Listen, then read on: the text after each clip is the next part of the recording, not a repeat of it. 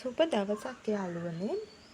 ඔන්න මං අද ආවේ අපේ චූටි මැනික ගැන වීඩියෝ එකක් කරගෙන නෙවෙයි.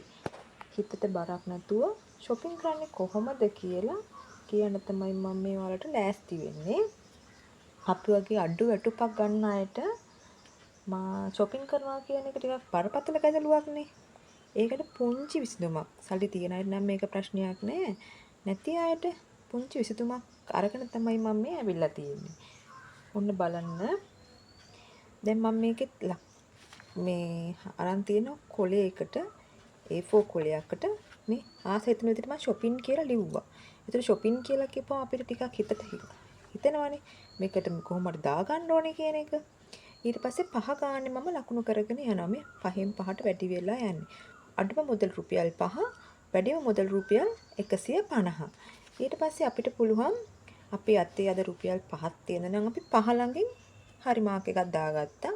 අද අපි රුපියල් 150 තියෙන අපි 150 ගාවින් මාක් එක දාගත්තා. මාසෙ ඇතුළත අපි කොහොම හරි මාසෙට කලින් හරි අපිට තියෙන විදිහට අපි මේ තියෙන මුදල 110ක් තියෙන 110 මාක් කරගෙන ඔහොම අපි එකතු කරගන්නවා. ඒ එකතු කරගත්තාම අපිට එක මාසයකට අපිට හොයාගන්න පුළුවන් වෙනවා 2325ක්. අපිට දැන් ගෙවල් ඉන්න අම්මලාට නම් ඉතින් ෂොප් කඩේ යනවානේ බඩු ගන්න. ඒ ගියාමත් පුළුවන්. ඒකෙන් ඉතුරු වෙන මුදලක් තියෙනවානේ පුංචි මුදලක් නේ. මෙතන තියෙන ඔක්කොම පුංචි මුදල්නේ. ඒ මුදලක් අපිට ලොකු මුදලක් ඉතුරු කරන්න පුළුවන් කමක් නැහැනේ. ඉතින් අපිට පුළුවන් මේ පුංචි මුදලක් ඉතුරු වුණාම ඒ හම්බෙන එක කපනවා. කපලා මෙන්න මේ වගේ අපි බින් එකක් හදා ගන්නවා. මේ ගෙදර තියෙන පරණ බින් එකක්. මේකත් ඉතින් මට පුළුවන් විදියට අවුරුදු shopping කියලා ලියාගත්තා. ඒතර අවුරුදු shopping කිව්වම ටිකක් අපිට ඔළුවට ආසයිනේ shopping කියන එක.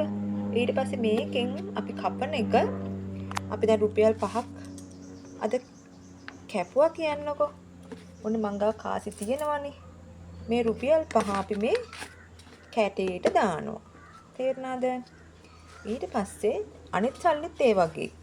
දැන් 120ක් තියෙනවා කියන්නකෝ.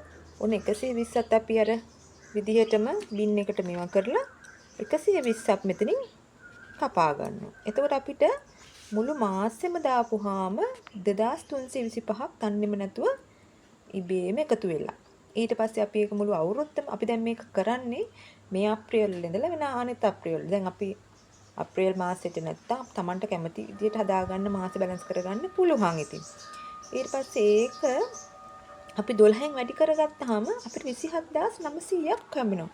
අපිට රුපියල් 100ක් මේකට එකතු කරගත්තොත් 28000ක් නේ.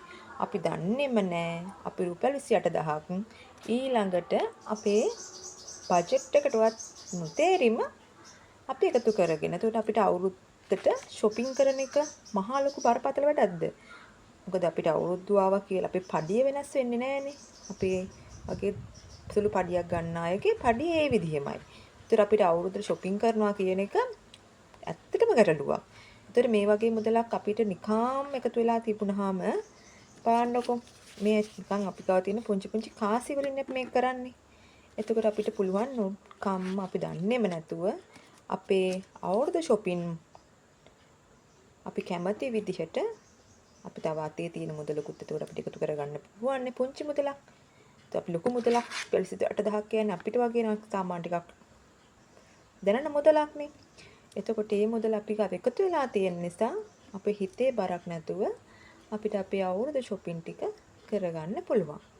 මෙහෙම තමයි මම මගේ අවුරුදු shopping වලට මුදල් අයින් කරගන්නේ. ඒ නිසා මට හිතුණා ඕගොල්ලන්ටත් ඒ පුංචි වැඩේ කියලා දෙන්න.